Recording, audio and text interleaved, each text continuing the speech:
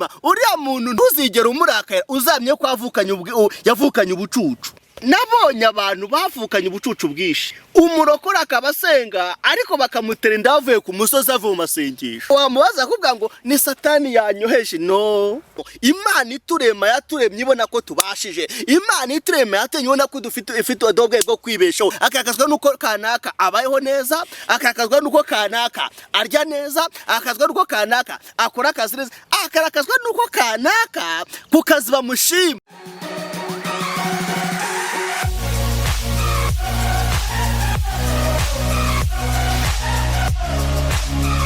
Ibyishimo mfite binyuzuye umutima, nibyo nkomora umwami wamambiwe. Ibyishimo mfite binyuzuye umutima, nibyo nkomora umwami wamambiwe.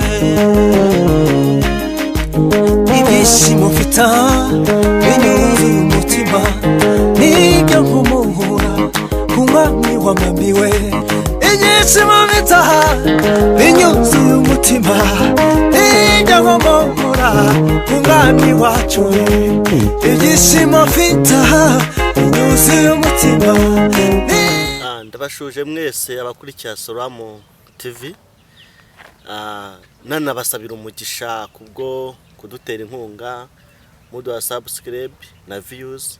Bya byose nibitweka yuko mudukurikirana. Rero icyambere ni urukundo, ujya amahirwe arakundwa. Mwarakoze kudukunda, mwarakoze gukurikirana ibiganiro byacu. Imana ibahe umugisha. Nubundi rero nk'ibisanzwe, uyu ni umwanya w'ijambo ry'Imana. Tugiye kuganira ku magambo y'Imana. Abakunda ijambo ry'Imana ni karibu, namwe abatarikunda ndabizi neza hari abantu bumva umuntu avuze ijambo ry'Imana bakimyoza bakazunguza imitwe. Nibyo rwose ntaho twabihungiye kuko Yesu aravuze ngo mureke amasaka nuko ngo bikurane. Ariko rero n'abakunda ijambo ry'Imana nabo barimo, namwe batarikunda kandi Imana ribakundishe. Igihe kimwe Yesu yaricaye n'abigishwa we arimo aganira n'abaraje babwira ngo naho mutavuga n'aya mabuye azavuga. Bivuge rero wabyanga utabyanga ubutumwa bwiza buzakorwa, wabyanga utabyanga abumva ubutumwa bwiza bazabwumva. Gusa buri muntu wese n'akazi ke, shuje buri muntu wese ku kazi kari gukora, kandi mbasabira umugisha ngo akazi kagende neza. Niyo mpamvu Yesu yavuze ngo udakora ntakarye. Tugomba gukora, tugomba gusaba umugisha mu byo dukora, kandi Imana ikadumusha mu byo dukora. Imana rero baha umugisha mu byo mukora mu izina rya Yesu Nazareti. Tugiye kuganira ku ijambo rivuga ngo ubucucu kavukire cyangwa se ubugoryi kavukire. Igihe kimwe tuvuga ngo ubwenge kavukire, ariko buryo utavukanye ubwenge ubyaga kunuvukana ubucucu. Rero nibyo tugiye kureba. Imana itugirire neza kandi Imana iduha umugisha. Mana y'Iburahamu, Mana y'Isaka kandi Imana Yakobo. Ijambo rye rirambwira ngo mbe na mbere Imana. Tubanje kukwiyagiza ngo ino baye natwe muri gahunda, ngwino uyobore iyi gahunda. Mwuka wera bana natwe, Yesu Kristo bana natwe, kandi gikorerwa hano cyose gikoberwa mwuka wera. Umuntu uzumvira ijambo wese uzamuha umugisha, usubize kwifuza kwe mu izina rya Yesu Nazareti. Amina.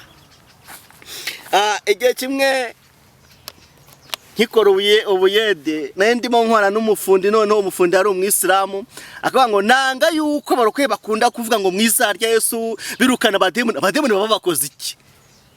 Kamubwira ntacyo kuri wowe wumva ko bagukoze, ariko umuntu wese yikanga umwanzi. Ubwo impamvu tubikanga nuko ari abanzi bacu. Rero hari abantu bumva twirukana abademoni ngo abademoni baba bakoze iki.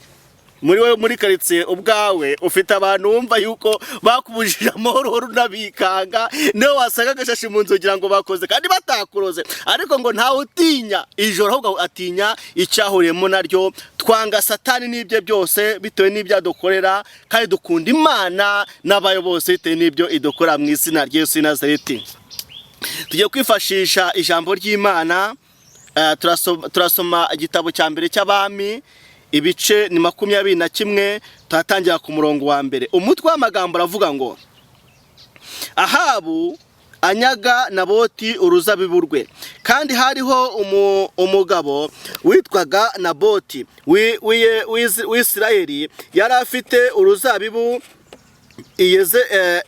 Isirayeli hafi y'ubwami bwa Ahabu umwami w'i Samariya. Ahabu abwira Naboti ati mpa uruzabibu rwawe kugira ngo ndugire igihambo cy'imboga kuko ari hafi y'urugo rwanjye, nzaguha urundi ruzabibu ruruta urwo ubwiza, cyangwa washaka naguha ibiguzi byarwo ku ifeza. Naboti abwira Ahabu ati biragatsindwa n'Uwiteka kuguha gakondo y'abasokuruza banjye. Maze Ahabu ataha afite agahinda n'uburakari kubw'ijambo Naboti w'Isirayeli yamubwiye ngo sinaguha gakondo y'abasokuruza banjye. Nuko aryama ku gisasiro cye yerekeye ivure, yanga kugira icyo afungura. Hanyuma umugore we Yezebeli araza nyuma y'umugore we Yezebeli aramubaza ati niki kiguteye agahinda kikakubuza kurya?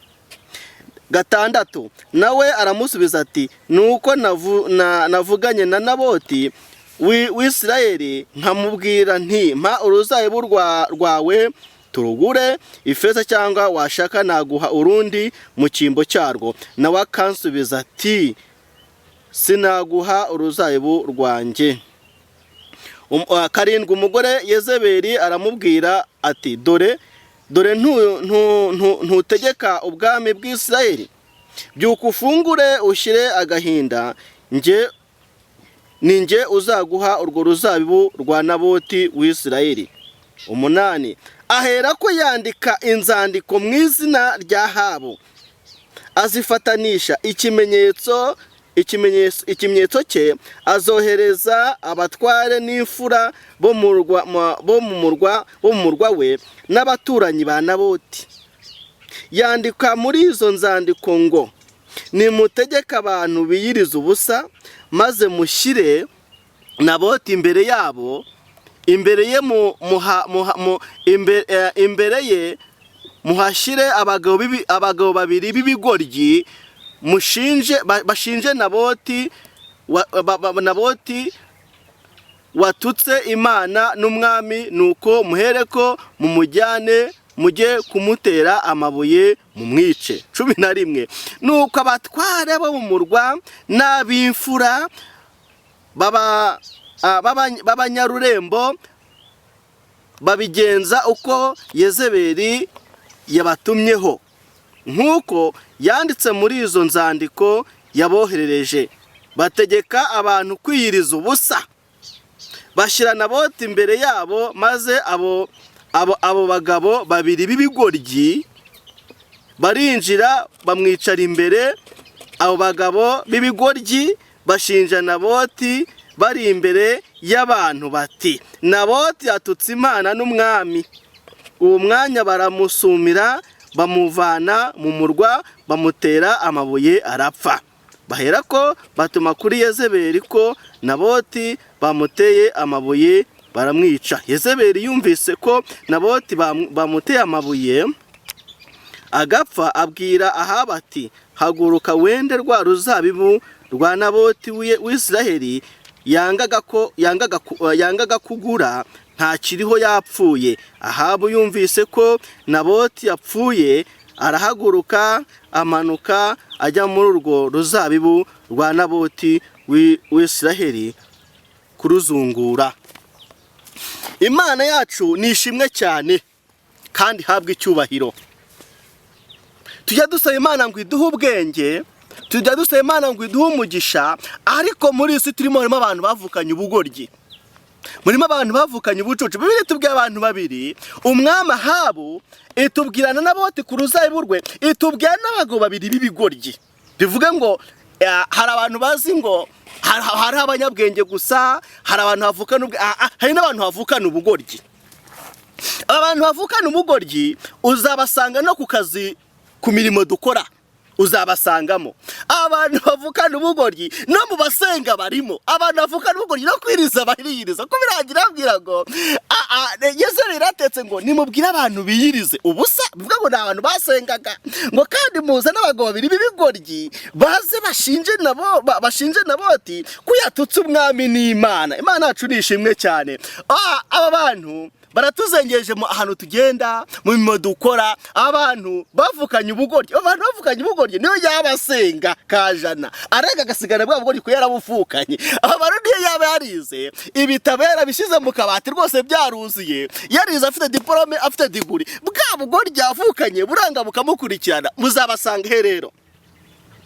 Aba ni abantu bajya gushaka akazi, akaza rwose akerekana ibitabo akarira agasaba imbabazi ati mu akazi yamara ukageraho wamaze ati se kw'akazi uri gukica nabi kandi ubona boss adahari ngo akazi karusha isaba wana. Aba bantu bava bwo akazi karusha isaba ni bwa bugoryi yavuke, ntabwo azi ko akazi akora yagashatse kamubabaje, ntabwo azi ko akazi akora karamutunze kamutungiye umuryango kubera ko ifite ubugoryi yavukanye niba mubwabwa ngo karusha isaba. Imana yacu ni ishimwe cyane kandi habwe icyubahiro. Umuntu wavukanye ubugoryi uzamusanga niyo yaba akora kuri radio ari umunyamakuru, ntabwo ajya gushaka amakuru nk'umunyamakuru ngo ashake amakuru y'ukuri, ahubwo agendera ku makuru y'abandi, amakuru yumvise akaba ari yasohora agakopa, kubera ko nta bwenge afite bujya gushaka amakuru y'ukuri mu bwenge.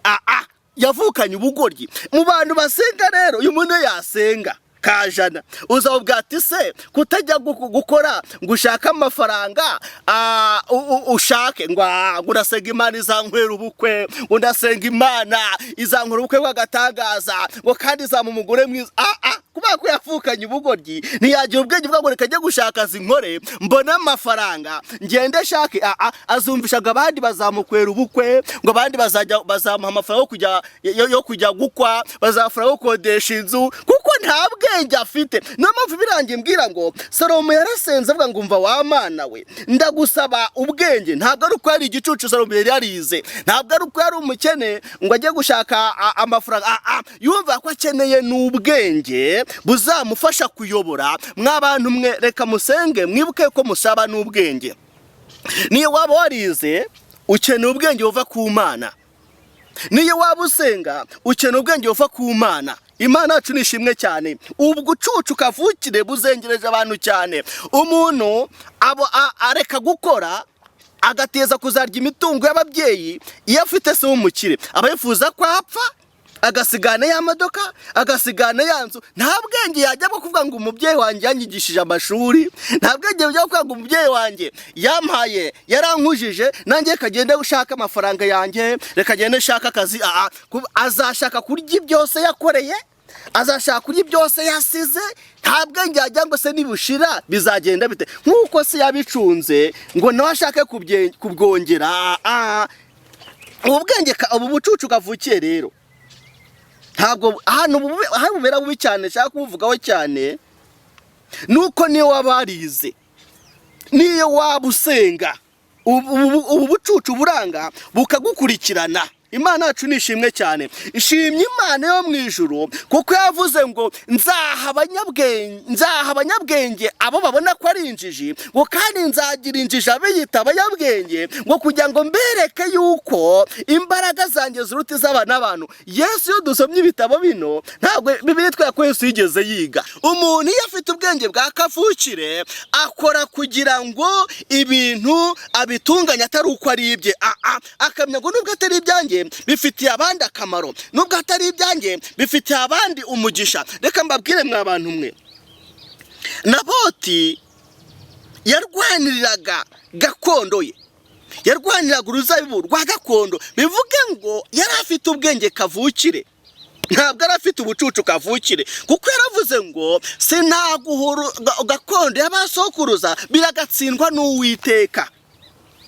Ahabu kuko nubwo ari umwami udafite ubwenge ararakara. Hari abantu barakara ibitari ibyabo, hari abantu barakarira akazi katari akabo, hari abantu barakara ubuzima butari ubwabo. Akakazwa nuko kanaka abayeho neza, akakazwa nuko kanaka arya neza, akakazwa nuko kanaka akora akazi neza, akarakazwa nuko kanaka kukazi bamushima. Uriya muntu ntuzigere nubyumva cyangwa se nuhura nawe ntuzigere umurakara, uzamye ko yavukanye ubucucu. kuko umuntu wavukanye ubucucu arwaye intambara zitamureba, umuntu wavukanye ubucucu areba ibintu bitamureba. Noneho birangira ambwira ngo aha amaze kurakara arataha, yanga kurya, yanga kunywa. None ikintu cyabaje nuko nubwo atari afite ubwenge, n'umugore yashatse nawe atari afite ubwenge, nayo yamushyikiye mu mafuti. Abantu uzasanga abantu bashyikira amafuti, akagushyikira mu mafuti naho yaguhannye ngo akubwire ati ikintu kwese cyiza, ahubwo asanze mwese nta bwenge mufite. Umugabo yagwe se so utegeka igihugu, iturize uru ruzabona inge nzaruguhesha. Arangije abyuka mu gitondo ahimba impapuro umwami atanditse, azohereza ngo mu bantu b'imfura. Arangije kandi ahabwa ngo mutegeke abantu biyiriza ubusa. Imana itubabarire, Imana itugire neza, idukuremo abantu biyiriza ubusa, idukuremo abantu basenga kandi basengana ubucucu. Uribwiye ko abantu batasenga bazi ko bari gusenga Imana? Biyirije ubusa ntibarya, biriza ubusa ntibanywa. Hari abakure biyiriza ubusa mu bujiji, kamyita ko ari ubucucu. Uriyiriza ubusa kuko wabuze ibyo kurya, ntabwo wiriza ubusa kuko usenga Imana mu ijuru gutabare. Kuko wabuze ibyo kurya uravuga ngo ye nundi ntacyo kurya gihari, mwabare mu munsi n'amasengesho.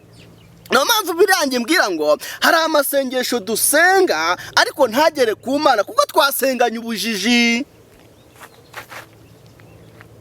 Ntabwo kwiriza ubusa bivuze ko udafite icyo kurya, ntabwo kwiriza ubusa bivuga ko nta mafaranga ufite. Bibirangira ngo kwiriza ubusa ni ukwiyima umunezero, bivuga ngo wari ufite. Nese wakwima umunezero utari ufite, nese undi wakwima ibyo kurya utari ufite. Nuvuga ngo niba rero uzi ngo n'ubundi uri umushonje urisonzeye, ibyo kwiriza biveho uziriza abonye icyo kurya. Mujye mwiriza atari uko mwabuze ibyo kurya, ahubwo mujye mwiriza kubwo gushaka Imana, atari uko mwabuze ibyo kurya. Imana yacishwe cyane. Ndibuka kera tukiri mu mashuri twajya gukora etide, ugakora etide ngo nahe n'ibyo uba ku munsi y'isoko wana.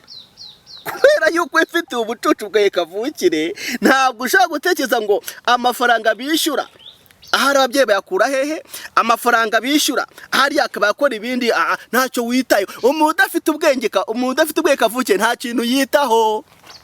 Umuntu udafite ubwenge kavukire ntabwo ateganyirije ejo hazaza. Abara icyo ari uwo munsi, areba icyo abonye uwo munsi. Ntabwo ashaka kujya ubwenge ngo ese ejo nimba ndwaye bizagenda bite, ese ejo nimba ntabonye akazi bizagenda bite. Ariko wa muntu wavukanye ubwenge, ahantu uzamusanga n'akazi azaba kwa nuko aba katari akazi agakora neza, no mu baturanyi ahantu azajya bari nubwo azaba akodesha atari we, inzu azayifata neza kandi atariye. Ariko abantu bavukanye ubucucu uzabasanga kuno. Uzamara ati se hariya muri karitsiye abantu baranyanga, abantu bakanga se baguhora iki? Aragenda akishyira ngo abantu baramwanga, ngo abantu baramurwaye. Nta muntu ukurwaye, nta n'umuntu ukwanga, ahubwo ubwawe niwe wiyanga, ubwe niwe wirwanya. Ahubwo senga Imana iguha ubwenge mu izina rya Yesu w'i Nazareti. Ndashimira abarokore bafite ubwenge Imana yabahaye, kuko basengera igihugu, basengera abandi bantu, nta nyungu babifitemo. Abantu bafite abantu bafite ubwenge kavukire basengera abantu batanazi, kuko babazi ngo nubwo ntabazi ariko Imana yo mu ijuru niyo yabaremye, Imana yo mu ijuru niyo ibakunda. Niyo mpamvu biri tuvuga ngo dusengere igihugu cyose. Ntabwo abantu bari mu gihugu cyose bubazi, ntabwo abantu bari mu gihugu cyose ari uko bakuzi, ahubwo nuko Imana ibaragwa ubwenge bwo gukunda abantu utazi. Ndashima Imana yuko Imana yo mu ijuru ituba hafi ntirobanure ku butoni. Abantu bavukanye ubucucu babaho ikababeshaho kandi ikabakunda, n'abantu bavukanye ubwenge babaho kandi ikabakora. Ntabwo igirobanura ku butoni. Imana yacu nishimwe cyane. Ndasaba Imana iduha ubwenge mu byo dukora, ndasaba Imana iduha ubwenge aho tugenda hose, ndasaba Imana iduha ubwenge mu masengesho dusenga. Nabonye abantu bavukanye ubucucu bwinshi. Umurokore akaba asenga ariko bakamutera inda avuye ku musozi avuye mu masengesho, yewe yaniyirije. Ariko wamubaza akubwira ngo ni Satani yanyoheje. No, akenshi natwe ubwacu turiyosha, akenshi natwe ubwacu twibera ikibazo mu buzima tubamo. Imana iturema yaturemye ibona ko tubashije. Imana iturema yatenye ibona ko ifite ubwenge bwo kwibeshaho. Niyo mpamvu yabwiye Adamu ngo niyite ibintu byose biri ku isi amazina. Mwabantu ntabwo Imana ari yise ibintu biri ku isi amazina, ahubwo yabwiye Adamu ngo nabituma amazina. Ngo Imana yitegereje isanga ko amazina yabitumye nta kintu yahindura. Bivuga ngo yari yaturemanye ubwenge. Imana yaturishimwe cyane. Ndasaba Imana yongere iduhe ubwenge. Ndasaba Imana yongere itwigishe, iduhe ubwenge bwo kubaho. Abantu hano muri iyi si babayeho nabi mu buzima bubi bitewe nuko babuze ubwenge bwo kubaho neza. Kuko n'akazi bagezemo bagakora nabi, na sosiyete bagezemo barayivuruga, bagira ibinyoma. Abantu batagira ubwenge bahora babeshya, bahora bashinjana ibinyoma. Igihe cyose uzabona umuntu ugushinja ibinyoma, igihe uzabona umuntu wese akuzana amagambo akubeshyera, ntuzirwe wigozamye ko yavukanye ubucucu. Imana yacu nishimwe cyane. Mana y'Iburamu ndagushimye, Mana y'Isaka ndagushimye, Mana Yakobo ndagushimye, kandi Mana yacu ndagushimye. Nkuko Salomo yagusabye akagusaba ubwenge, natwe duha ubwenge muri iyi si nyagura ku ngoma. Duha ubwenge mu masengesho dusenga, duha ubwenge mu kwiriza ubusa twiriza, duha ubwenge mu murimo wawe. Abapasiteri ndabasengera ubwenge, abaririmbyi ndabasengera ubwenge, abayobozi bacu ndabasengera ubwenge, abaturage b'igihugu ndabasengera ubwenge. Tata duha ubwenge bwo kugira ngo tubeho neza, duha ubwenge kugukorera. Ijambo rye rirambwira ngo akubaha Uwiteka nibwo bwenge, ngo kuva mu byaha niko kushoka, kubaha Uwiteka nibwo bwenge. Niyo mpamvu ngusaba nyagura ku ngoma, uduha ubwenge, utugire neza, kandi uduha umugisha. Nsengeye umugisha umuntu wese wumvira ijambo ryawe. Nsengeye umugisha umuntu wese nyagura ku ngoma uzagushimira akavuga ibyo wamukoreye, kuko hari abantu benshi ukoreye ibitangaza bakicecekera, ariko uzaduha ubwenge bushima mu izina rya Yesu Nazareti. Amena. Shalom shalom. Imana baho umugisha bene data, kandi turabakunda. Bye bye. Niwe byose kubizera.